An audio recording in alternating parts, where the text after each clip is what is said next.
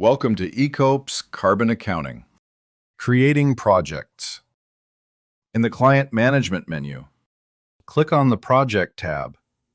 Here, you can view all the projects that have already been created. The project list displays important information such as project code, project name, project status, active, draft, or completed. You can also edit existing projects whenever required. Creating a single project.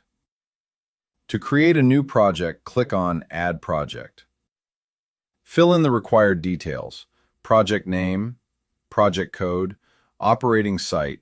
Select from the drop-down list. Start month, end month, project description, project status. After entering all the required information, click on Save Project. The project will be successfully created and added to the project list. Bulk project upload. To create multiple projects at once, use the bulk upload feature. First, click on Download Excel Template. Fill in the required details in the template: project code, project name, project status, site name, start year, start month, end year, end month, project description.